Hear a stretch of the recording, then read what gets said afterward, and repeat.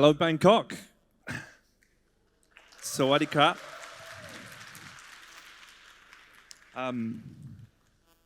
There we go.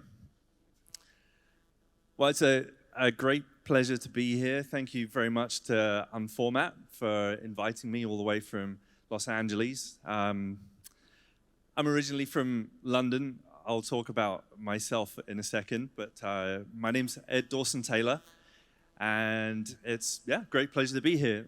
This is a familiar kind of place for me, although I've never been here before. Let's begin. So I'm going to talk a little bit today about education, and it's a very important thing in virtual production. And also I'll talk about why in a second, but my talk today is mainly going to focus on how to learn how to use this stuff. So I'm also doing a bigger talk tomorrow, so I'm trying to save some things for that as well, because I'm going to be talking for about an hour tomorrow. But today, I think I have about half an hour, so let's get stuck in and talk about education in virtual production. Excellent, button works. So, before I get started, my name's Ed Dawson-Taylor, and I'm going to go back one slide, and I'll say, there we go. My name's Ed Dawson-Taylor, and I come from the world of virtual production, although originally I come from the world of visual effects.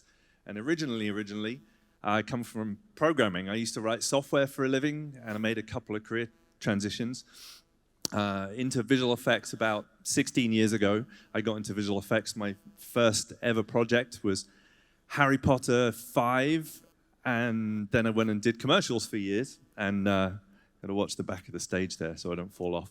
I worked on lots of visual effects, commercials, moved to the United States from London, and then had the privilege of working on more TV and movies. And while I was at a studio called Digital Domain, there happened to be starting The Jungle Book, which was kind of an experiment at the time in virtual production. And so I had the fortune of working on Jungle Book, and because of that, I got to work on The Lion King.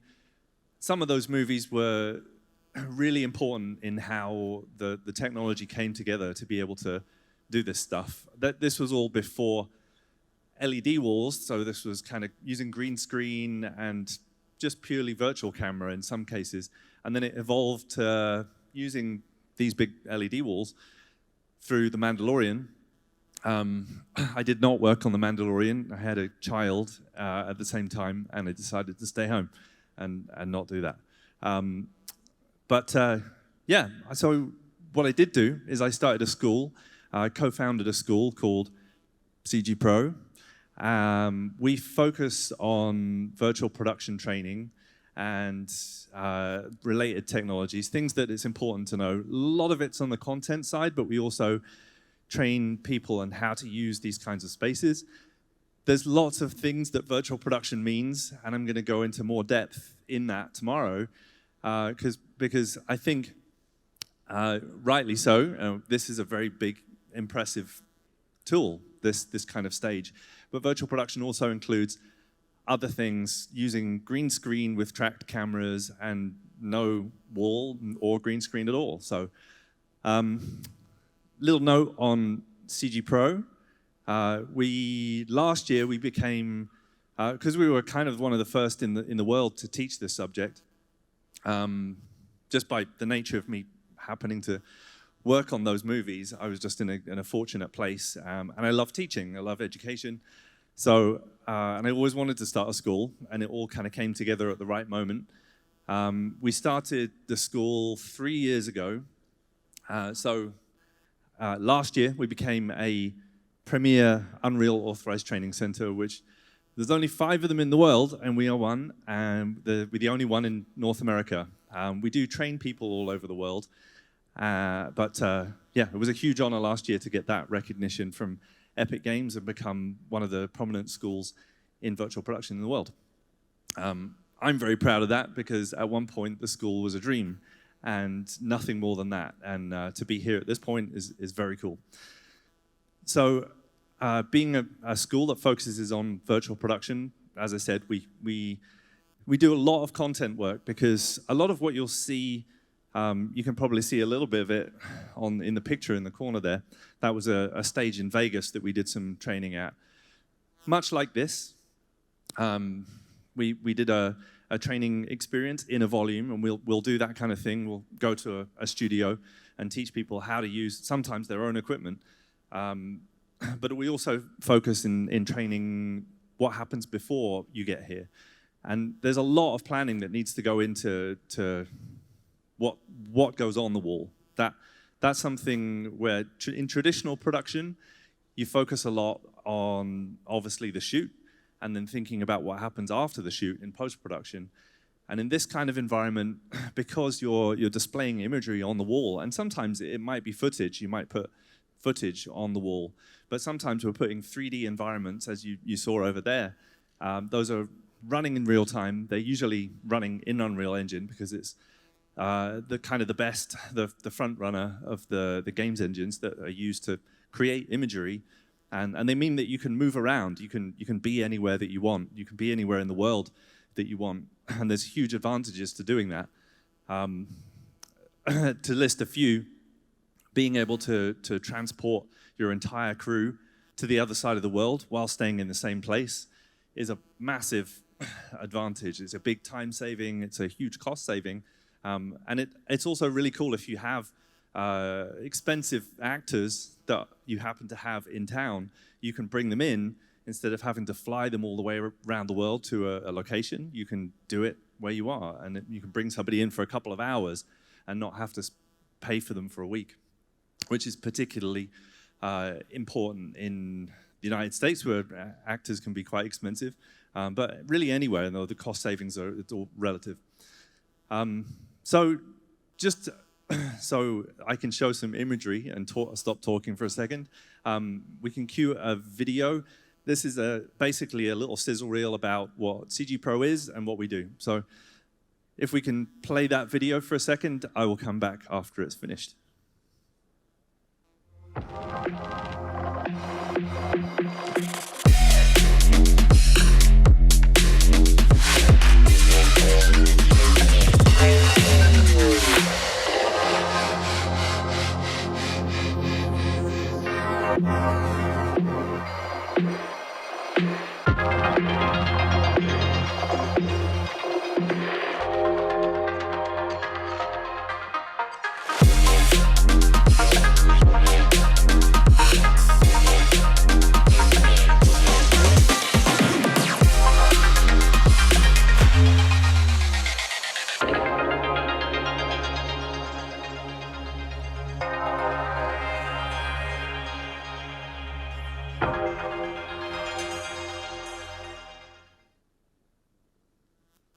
All right, there you have it.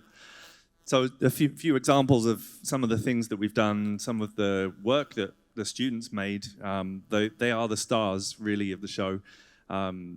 Many of them are working professionals. They've already been in the industry, and they're just transitioning into this format. I say just because there is quite a lot to learn, but we're really building on top of a lot that you already know. CG Pro as a school does a few main things. One of them is public courses where people can come in and do a course. They can be an individual, they can just sign up for a course and come and study with us. We also do private trainings for companies, colleges. We do some consulting work. We also do placement, so we'll help people find people, because that's something that's quite difficult, finding trained professionals, people who know how to use the tech, but also how to make the art, make the content for the background. So that's something which we help with. And we also have a sister company back to making stuff again, which is what I love, as well as teaching. I love making things. I've always have since I was a kid. So we have a studio called Edge Visual Studios, and we make things in the studio. Teach people with CG Pro and make things with Edge Visual. We've had the privilege of working with some really, really cool folks. We did some training with NASA last year. I was the instructor for that because I get to, because it's my school. So we trained them. The Artemis mission, which they're currently going back to the moon with, is being done obviously by astronauts, but before they go up there, it's very expensive to go to the moon. They want to test what it looks like, and they actually have a little LED wall at NASA that they put a lunar rover in front of, and they use it to give the astronauts training, give them some experience of what it's going to be like, or to simulate what the light looks like on the moon, on the south pole of the moon. We also got to work with some of these other folks, Accenture, CNN, we're doing some training with right now. And a lot of what we've done, it was also with colleges and schools, because they also have the same challenge. They've been doing it a certain way for a long time, and they're now trying to adopt and use this kind of technology, whether it be an LED wall or green screen, whichever way. They need to understand certain key components of the technology, which are a little bit different, and the pipeline's a little bit different. I'll talk much more about that tomorrow. But I'm not going to read through all of this. There's a lot of words on the screen. But we do all kinds of different things, different industries. One of the cool things about this tech is that it's bringing all kinds of people together that never got to play together before. And that's what this stuff should be about. It should be about, like what I was seeing before with the Blocklight Shoot movies. Although I didn't understand a word that was being said, I did still enjoy it, because a lot of storytelling is visual, and it comes down to understanding how to tell a story visually, building great stories, but also understanding how to use cameras and light to be able to tell those stories. Every other industry that adopts this technology is essentially doing the same thing. Everybody is telling stories. Everybody is telling their version of a story. And I think that's what we should continue to focus on. As much as we fall in love with the tech, we want to keep being in love with telling stories and enjoying it and having fun. The technology is wonderful and lots to learn, but always important to have fun with it. So yeah, a lot of other industries that are involved in using this technology, from broadcast, engineering, things like the NASA example I just mentioned. And we train people in lots of different industries, also games, because this is really bringing a lot of different disciplines together that have kind of existed before, and a lot of this tech has existed for a while. The beginnings of virtual production with LED walls came from live events, and they were using panels that were designed for live events. Now we have panels that are great for film. A few years ago, that wasn't the case. So it's a really good time to get into it now, because the technology has matured to a point where it's actually really functional and works a lot better than it did a few years ago, that's for sure. So it's a great time to jump into it. I'm going to go through a really brief list of a few things that virtual production is, in my opinion. Obviously, the one that gets the spotlight is the LED wall, and that would be considered in-camera visual effects. That's the one at the bottom. I don't know why I'm pointing to my screen here. In-camera visual effects is exactly as it describes. It's trying to get your visual effects in camera, and we put the visual effects on the wall so you can shoot it with a camera and try and capture it in camera. There's still things that need to get done on top of the frame. It's great to put a background in the LED wall, but you still need to sometimes put a foreground on top. You might have 3D character involved, which you may still have to go to post-production and composite. But in-camera visual effects is trying to get as much in-camera as possible. And in many cases, you can get the whole thing in one go. There's all of these other types of visualization, which are also considered virtual production, such as things you probably heard of before, like previs, tech-viz, post-viz. All of those are trying to visualize what it's going to be like, what your shoot's going to be like. And that could be you doing a completely traditional shoot with just cameras and art department and people. But you still might use some of the same technology to visualize what it's going to look like and save yourself a lot of time and hassle. There's also something you'll run into called virtual camera, where you can hold a physical object, which is driving a camera in a virtual space. And you probably saw that with the robot arm, the motion control camera. It's piloting a camera inside a game engine. And you can use that in all of those visualization tools, all the previs, post-viz, tech-viz. So, as I said, a lot of on the content side, on the tech side, we're borrowing from live events, essentially. We're taking all of this technology from live events. These panels used to be used, not these exact ones, I'm sure, but panels come from being at the sides of stages in live events. And then during The Mandalorian, I guess, was the time somebody had the bright idea to put them behind the camera and try and shoot and get everything in camera. An evolving process, but it's leveraging game engines, as I said, and all of the game engine technology is coming together. And we're kind of at this perfect moment where game engine technology and the panels and tracking technology that helps you figure out where the camera is, it's all kind of come together at this perfect moment. It's not perfect. It's still, anyone who's done it knows that it's not perfect. But it is very functional at this point and enough to be able to get everything that you might want in a game engine.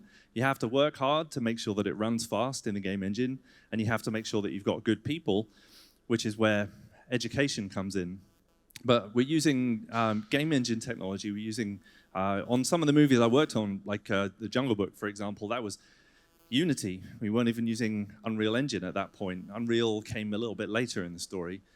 But game engines are the cornerstone of the reactive 3D backgrounds. So the skill sets that come in when we talk about what skills people need in this industry to be able to make content for the wall.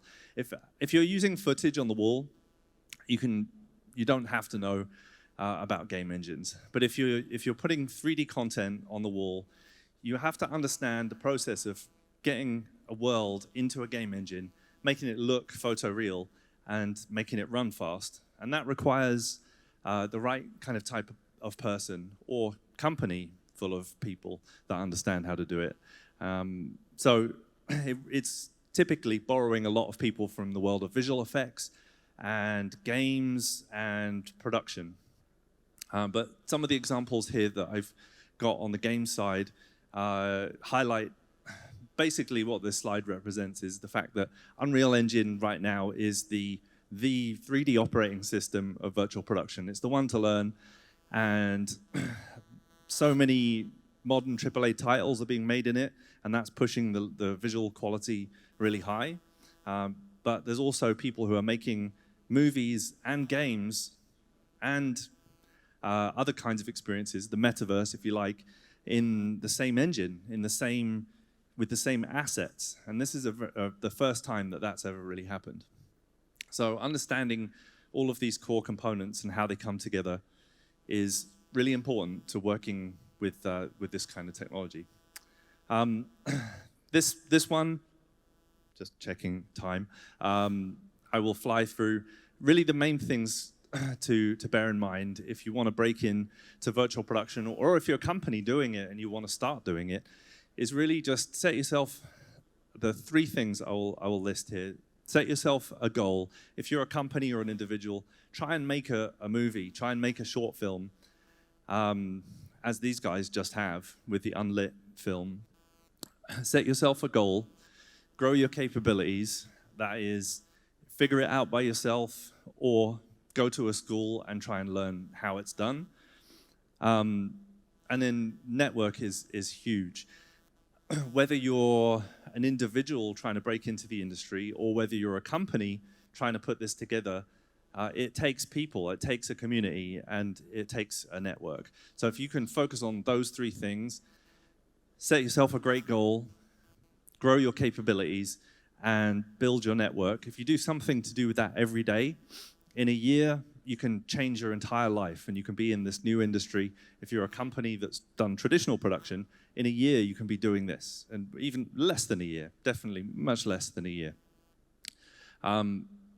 So,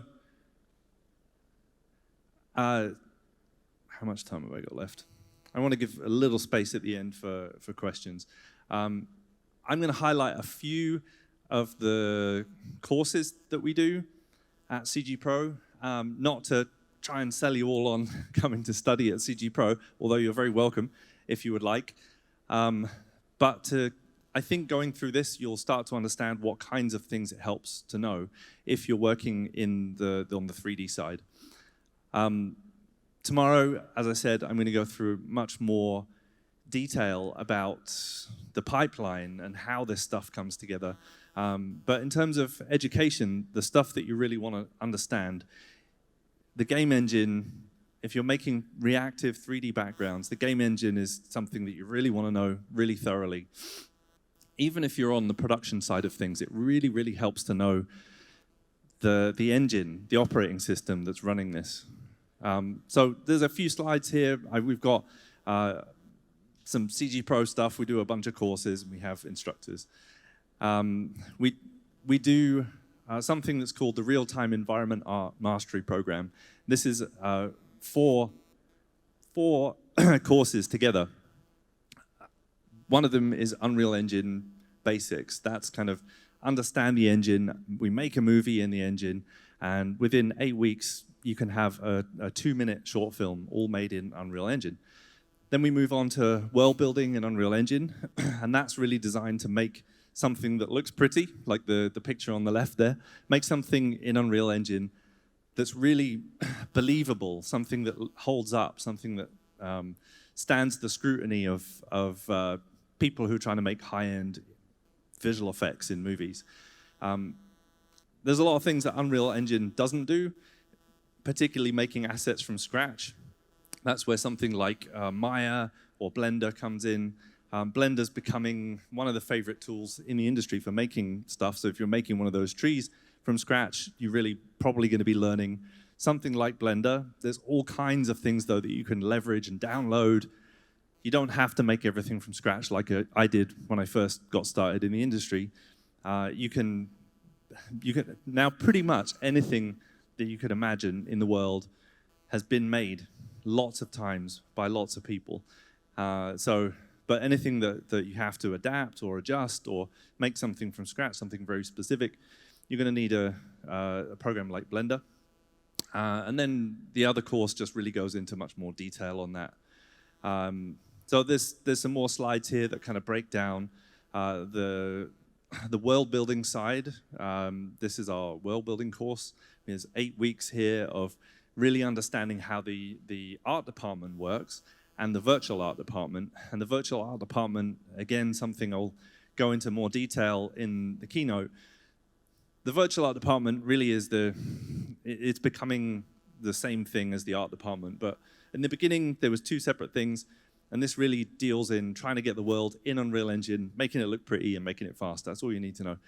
We do this course with a company called Narwhal Studios. They used to be called Happy Mushroom, and you've probably seen their work in The Mandalorian and Book of Boba Fett and all of those great Star Wars IPs. Felix, the founder of that, and me worked together on Jungle Book. He went and built a company making worlds, and I went off and built a school. But we've come back together again to run some training together, and this is all about the virtual art department. The Blender course that we do is all about Blender, learning Blender in depth, particularly for making assets, and then it rolls into the asset development course. Something else that people like putting on walls or not walls, just making virtual experiences of any kind, whether it's on a wall or not, is characters. It tends to be the environments and then the characters that people focus on. There's more work in making the environments, I will say. So if you're looking to get into working in this field, if you're a production professional, then really you need to kind of know about this. You don't necessarily need to know it in depth. Wouldn't necessarily be taking a character course, for example, but understanding how this stuff comes together, taking an overview course maybe, or just going and spending some time on set. A lot of stages welcome new people to just experience or see how things are being done.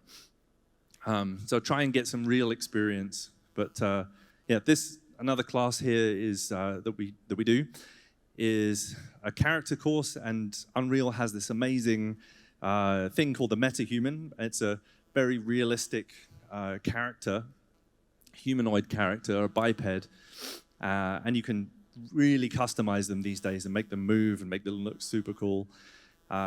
Those would typically live in the background somewhere, maybe an extra. They don't quite hold up to being like hero characters just yet, but they're definitely getting there. Oh, this is a great one.